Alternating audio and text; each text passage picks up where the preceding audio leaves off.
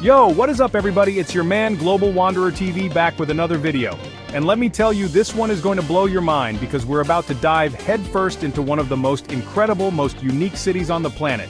Venice, baby! That's right. Get ready to cruise down canals, stuff your face with delicious pasta, and soak in that gorgeous Italian architecture, because we're about to break down the top 10 spots you absolutely cannot miss when you visit this floating masterpiece. Trust me, you do not want to sleep on this one. Alright, before we get into the nitty-gritty, the top 10, we gotta lay some groundwork, right? We gotta talk about Venice itself. This city, man, it's like something straight out of a history book, built on a lagoon, a bunch of islands connected by bridges, canals instead of roads. I mean, come on, it's wild. And it's old, like really old. We're talking over 1,500 years old. Crazy, right? And one of the biggest pieces of that history is staring us right in the face. St. Mark's Basilica. This place is iconic. Those domes, the mosaics, the sheer scale of it all, it's like stepping back in time. You can practically feel the weight of history on your shoulders, you know what I mean? Now, if you're looking for that quintessential Venice experience, that moment where you're just like, yep, this is it, I'm actually here, then get yourself to the Rialto Bridge ASAP. This thing is more than just a bridge, alright? It's a symbol of Venice. For centuries, this was the heart of the city, the main connection over the Grand Canal. You've got shops built right into the sides, people bustling back and forth, gondolas gliding underneath. It's pure magic. Alright, let's talk palaces, baby. And not just any palace, we're talking the Doge's Palace. This place was like the White House, the Supreme Court, and the Pentagon all rolled into one. This was the seat of power for the Venetian Republic, and it shows. The architecture is insane, the detail, the art inside, it's mind-blowing. Plus, you can check out the Bridge of Sighs from the inside, which is pretty cool. You know the one, the bridge where prisoners would get their last glimpse of Venice. Heavy stuff. Chapter 4, the Grand Canal, Venice's main artery. Okay, we can't talk about Venice without talking about the Grand Canal, right? This is like the main drag, the Champs-Élysées, the Las Vegas Strip of Venice. But instead of cars, it's gondolas, water taxis, and those little delivery boats. Cruising down the Grand Canal, you see it all, grand palaces, charming bridges, everyday life happening on the water. It's a whole different world, and it's mesmerizing.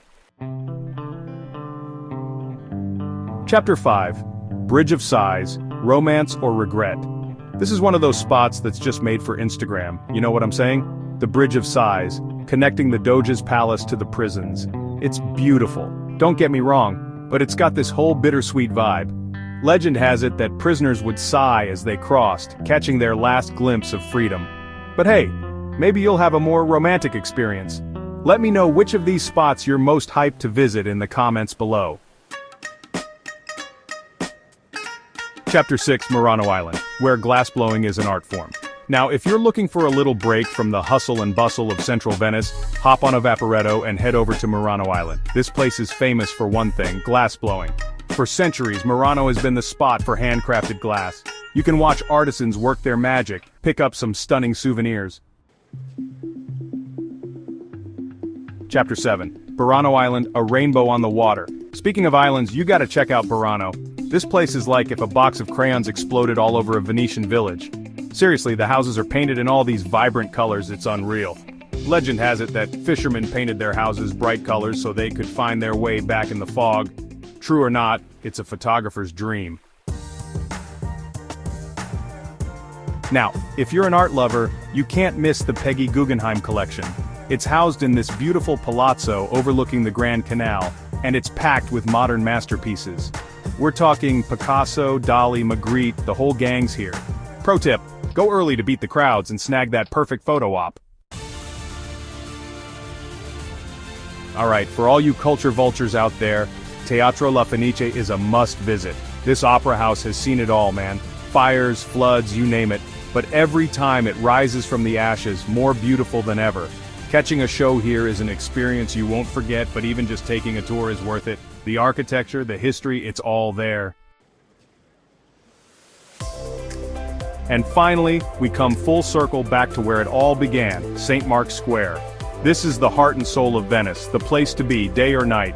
It's always buzzing with energy, street performers, pigeons, watch out for those, and tourists from all over the world. Grab a coffee, soak up the atmosphere, and just enjoy being in one of the most iconic squares on the planet. That's it for our whirlwind tour of Venice. Hopefully, I've convinced you to book that trip because trust me, this city is even more magical in person. If you enjoyed this video, give it a big thumbs up, and subscribe to the channel for more travel adventures. And be sure to hit that notification bell so you don't miss out on the next epic journey. Until then, safe travels everybody. Peace.